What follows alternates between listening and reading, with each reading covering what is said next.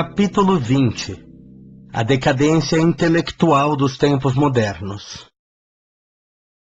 Pesam sobre os corações atribulados da terra amargas apreensões com respeito ao fatalismo da guerra. E, infelizmente, ninguém poderá calcular a extensão dos movimentos que se preparam, objetivando a luta do porvir. A Europa moderna não representa a vanguarda da cultura dos povos, e é fácil estabelecer-se um estudo analítico de sua situação de pura decadência intelectual depois da catástrofe de 1914 a 1918. 21. Profunda pobreza intelectual. As ditaduras europeias revivem, na atualidade, a época napoleônica da pátria francesa, quando, segundo Chateaubriand, tudo respirava o Senhor, homenageava o Senhor, vivia para o Senhor. No velho mundo, em quase todos os países que o constituem, vive-se o governo e mais nada. O livro, a escola, o jornal, a oficina, são núcleos de recepção do pensamento dos maiores ditadores que o mundo há conhecido. A imprensa, manietada pelas medidas draconianas, não pode criar o cooperativismo intelectual das classes e das administrações, obrigada a viver a fase de absoluta união com os programas de governo. Os grandes pensadores que sobreviveram à Grande Guerra não podem produzir expressões de pensamento livre, que abranjam a solução dos enigmas destes tempos novos, trabalhados por leis vexatórias e humilhantes. E vemos, pelo mundo inteiro, a invasão das forças perversoras da consciência humana. Jornais integrados nas doutrinas mais absurdas, falsa educação pelo rádio que vem complicar, sobremaneira, a situação, e os livros da guerra, a literatura bélica, inflada de demagogia e de estandartes, de símbolos e de bandeiras, incentivando a separatividade. Qualquer estudioso desses assuntos poderá verificar a realidade de nossas afirmativas. Os homens, nessa fase de preparação armamentista, vivem uma época de profunda pobreza intelectual. O porvir há de falar aos pósteros dessas calamidades dolorosas. O mundo chegou a uma fase evolutiva em que é preciso enfrentar a questão da fraternidade humana para resolvê-la com justiça. 22. Ditaduras e problemas econômicos. Os governos fortes, fatores da decadência espiritual dos povos, que guardavam consigo a vanguarda evolutiva do mundo, não podem trazer solução satisfatória aos problemas profundos que vos interessam. Afigura-se-nos que a função das ditaduras é preparar as reações incendiárias das coletividades.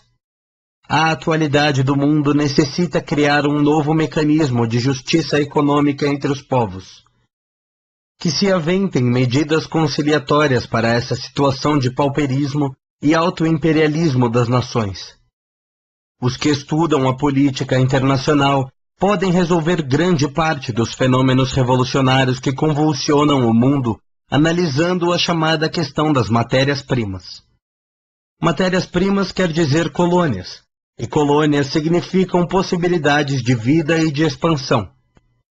É verdade que na Espanha atual, antes de tudo, reside o imperativo da dor, redimindo grandes culpados de outrora, constituindo essa dolorosa situação um dos quadros mais pungentes das provações coletivas. Mas não somente as ideologias extremistas ali se combatem, pressagiando um novo organismo político para o planeta. Um dos dois diretores de um manicômio espanhol asseverava, há pouco tempo, que mais de 400 pessoas em um ano tinham procurado refúgio naquele pouso de alienados, como loucas em virtude das necessidades da fome.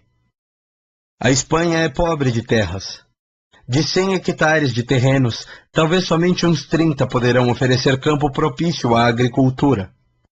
E não só a velha península se debate nessas necessidades tão duras. A China não está suportando o aumento contínuo da sua população? O Japão vem se fortificando para poder nutrir o seu povo. A Polônia estuda um projeto de colocar na África ou na América mais de 5 milhões de criaturas, que a sua possibilidade econômica não comporta. 23. Necessidade da cooperação fraterna. Nessas aluviões de protestos, ouvem-se os tinidos das armas, e melhor fora que o homem voltasse as vistas para o campo fraterno, antes da destruição que se fará consumar. Seria melhor estudar-se a questão carinhosamente, analisando-se os códigos das leis imigratórias e que as nações não se deixassem dominar pelo prurido de mau nacionalismo, tentando estabelecer um plano de concessões racionais e resolvendo-se a questão da troca de produtos entre os países, solucionando-se o enigma da repartição que a economia política não pôde conseguir até hoje, apesar da sua perfeição técnica no círculo da direção das possibilidades produtoras. O que verificamos é que sem a prática da fraternidade verdadeira, todos esses movimentos pró-paz são encenações diplomáticas sem fundo prático, não obstante intenções respeitáveis. Mas consideremos também que o mundo não marcha à revelia das leis misericordiosas do alto, e estas, no momento oportuno, saberão opor um dique à chacina e ao arrasamento. Confiemos nelas, porque os códigos humanos serão sempre documentos transitórios, como o papel em que são registrados, enquanto não se associarem, parágrafo por parágrafo, ao Evangelho de Jesus.